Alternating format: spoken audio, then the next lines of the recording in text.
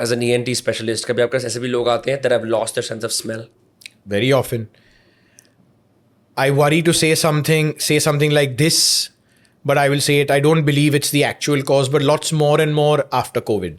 Now, if you ask me why, it's very difficult to answer why. It's not been studied in depth as to why we have lost our sense of smell. After the COVID, some people come and tell me after the vaccine. I very strongly believe that the COVID vaccine and more so vaccines in general are a net positive on our society. I have no doubt about that in my mind. Science tells us that. But yes, there are people who come and say, I have lost my sense of smell. And not only that, but loss of sense of smell causes loss of sense of taste because they're related. Now, there are organic reasons why that happens. First of all, because of a tumor in that location or polyps in that location, physically blocking the air we breathe from touching those smell receptors.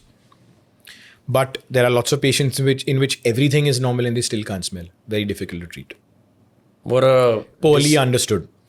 कितनी बुरी बात है to lose your sense of smell, which is so vital to those senses. If you want to watch small segments of the podcast, subscribe to Dostcast Clips. And like I mentioned, which can lead to loss of taste. And that sometimes for more people is even more because people who enjoy eating food, Yeah. you're not able to smell that food and the taste is hampered. Yeah, with the vaccine, it's very controversial because some companies now have lawsuits on them. So it's many people say that, but the loss of sense of smell, what is it? Okay, let me rephrase this in a different way. They say, I know that the ears are roughly used for balance. Many people say that. Yes, part of The balance.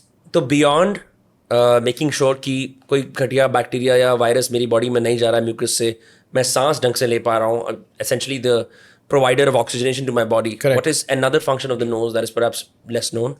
So like I mentioned, filter. It's essentially a filter. It cools or warms the air that we breathe. And it's a passageway now in the last 10, 20 years to the brain.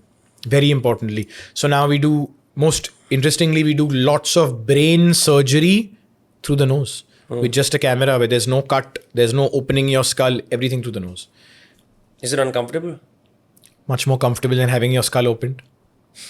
And that's essentially the reason why it is now done.